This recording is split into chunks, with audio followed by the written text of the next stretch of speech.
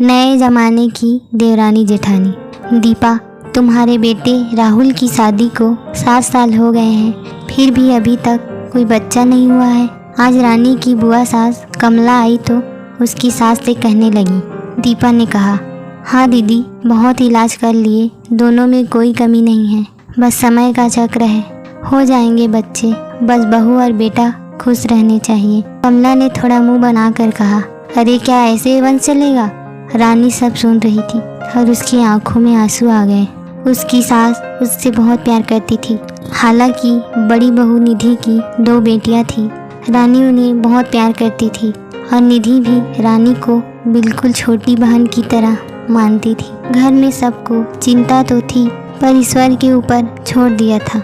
दीपा तो अपने व्यंग वार्ड छोड़कर चली गई। राहुल जब घर आया तो रानी को बहुत सुस्त देखा। उसने पूछा तो रानी शांत रही। वह शांति से बाहर बैठी पेड़ पर लटके चिड़िया के घोंसले को देख रही थी। शायद वह अंडे देने के लिए तैयार कर रही थी। उसने माँ से जाकर पूछा तो माँ ने दीपा बुआ की बात बता दी। राहुल ने कहा, माँ, हम किसी बच्चे को गोद ले लेते हैं। जब रानी से कहा तो वह बोली, नहीं, ये दोनों बेटियां तो मेरी है। क्या ये इस घर का खून नहीं है?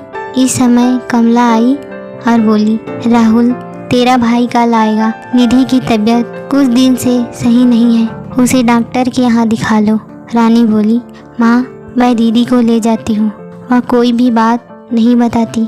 रानी जब निधि को डॉक्टर के पास ले गई तब डॉक्टर ने कहा, निधि जी खुशखबरी है, आपको पता नहीं चला, 5वां महीना शुरू हो चुका है। निधि बोली, मैं तीसरा बच्चा नहीं चाहती थी। रानी बोली, दीदी, यह आपके लिए नहीं, मेरे लिए आ रहा है।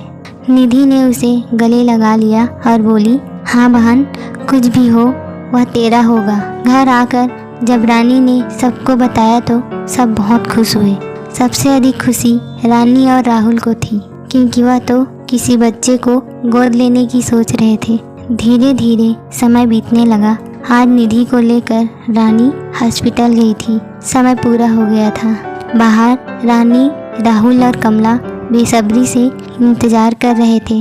अचानक डॉक्टर बाहर आई और बोली, मुबारक हो, एक नहीं 2 जुड़वा बेटे हुए हैं। रानी तो खुशी से झूम उठी, अंदर पहुंची और बोली, दीदी, दोनों मेरे हैं क्या? निधि धीरे से बोली, चारों तेरे हैं, 2 बेटी और 2 बेटे। रानी की आंखों में आंसू आ गए। वह मन ही मन बहुत खुश थी। निधि का समर्पण देखकर आज उसकी जीवन में खुशियाँ ही खुशियाँ जो आ गई थी। दोस्तों, आप लोगों को दोनों देवरानी जेठानी का एक दूसरे के प्रति प्रेम देखकर कैसे लगा, हमें कमेंट करके ज़रूर बताइए। और वीडियो पसंद आई हो तो चैनल को लाइक और सब्सक्राइब ज़रूर कीजिए।